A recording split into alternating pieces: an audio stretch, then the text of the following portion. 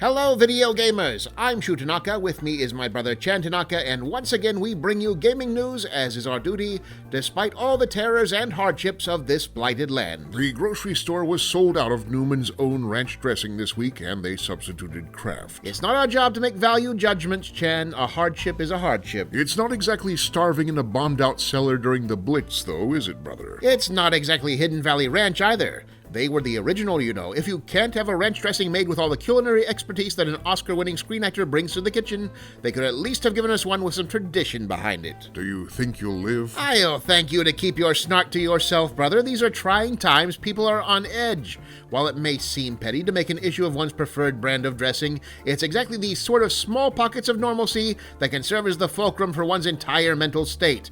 It's not the dressing itself, you see. It's the brief respite it offers from our tumultuous collective state of mind. So you're saying that if you'd received Hidden Valley brand, you'd be serene right now? Well, no, they also gave us the Snyder's of Hanover barbecue chips instead of the Snyder's of Berlin. Who can live like this? Are we animals? I see at least that you did finally shave off the castaway hobo beard you've been growing. Yes, it turns out wearing dense shrubbery on one's face in late spring isn't as comfortable as films like Grizzly Adams would have you believe.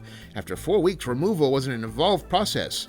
Still, I have persevered. At the expense of the bathroom sink, I noticed. It looked like a mouse exploded. I can't guarantee one didn't. Once I gotten in the zone with the clippers cranked up to max, I was a lethal whirlwind of whiskers and blades. Who knows what unfortunate creature may have crossed my path after the tunnel vision set in. You are a literal caution, Brother Shu. Advanced tactical grooming techniques aside, video gamers, it seems that after a long drought, the industry is finally dishing up some news of genuine interest as we slowly close in on the festival of major game and hardware reveals that we call the nebulous span of time roughly centered on the week that E3 used to occupy. I don't anticipate that particular branding moving a lot of t-shirts, brother. It could use a cartoon mascot, yes, maybe a confused sentient cloud with attitude. The opening volley of 2020's major gaming reveals began on May 7th with the Xbox Series X gameplay presentation.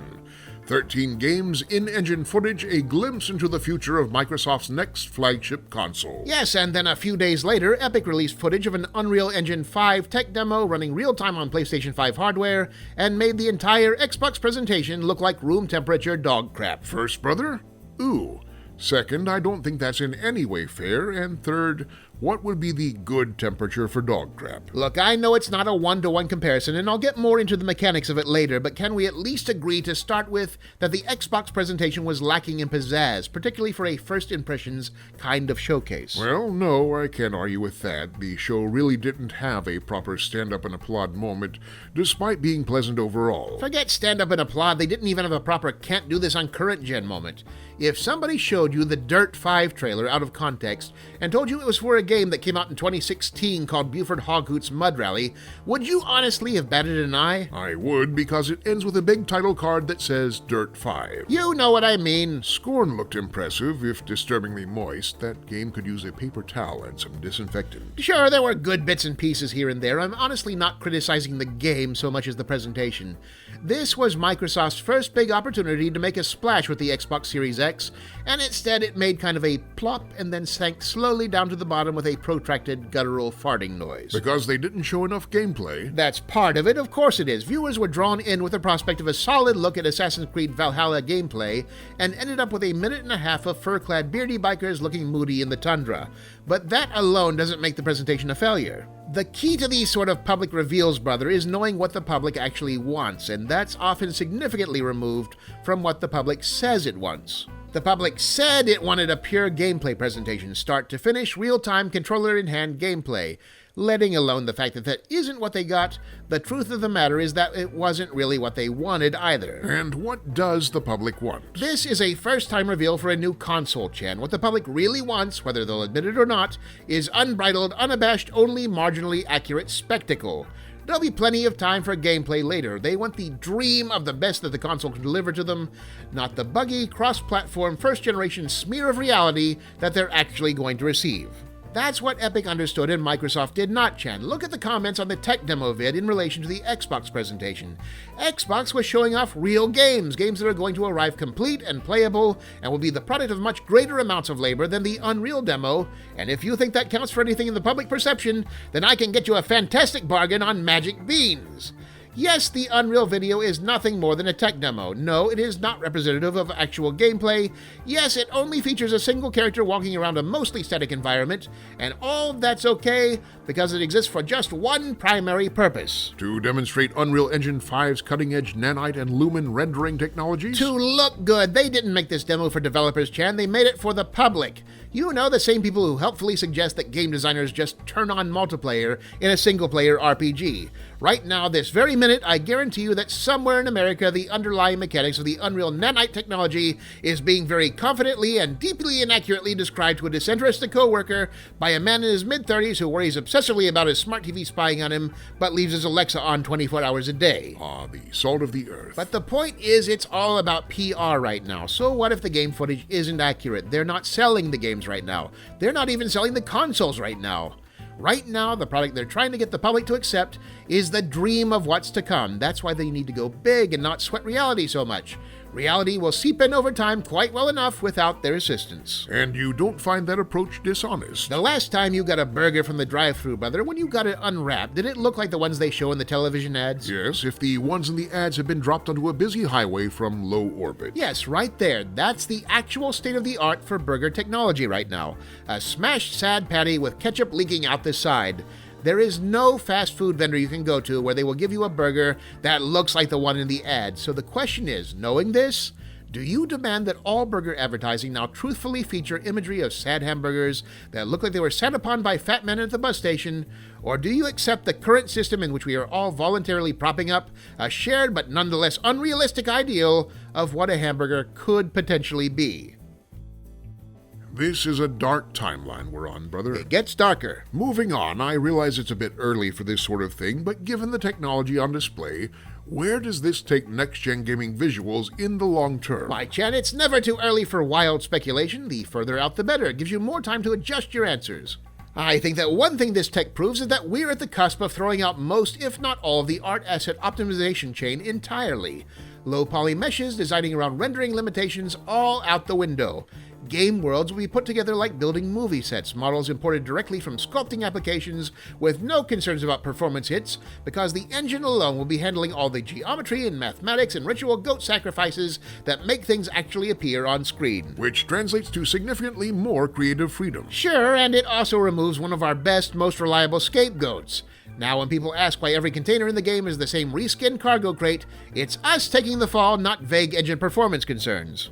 And that's saying nothing about brand new technical issues. Let's say we do fill up the game world with millions of unique, high-poly, 8K textured models. We still have to deliver this to the customer somehow. Do you think the world's ready for Grand Theft Auto 6 to release with a 10 terabyte install size? Oh, the future is coming, Chan, shiny and sharp.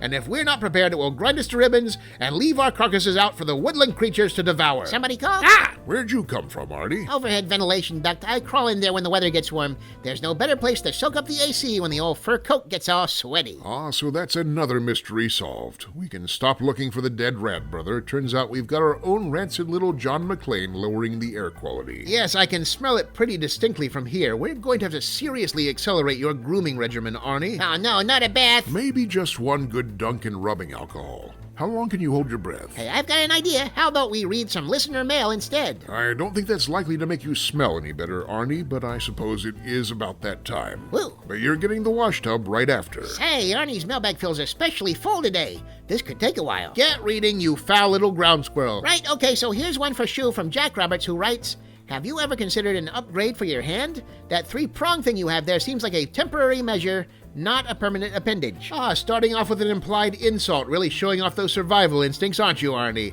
Somebody's bucking for the full flea and tick treatment today. Uh-oh. In actuality, Shu's prosthetic claw is a much more advanced piece of hardware than its mere appearance would suggest. Each of the individual prongs has 6 degrees of independent motion and are equipped with force feedback sensors on the grip pads, giving him a range of dexterity with a controller very near to his original appendage. How is this technological marvel achieved?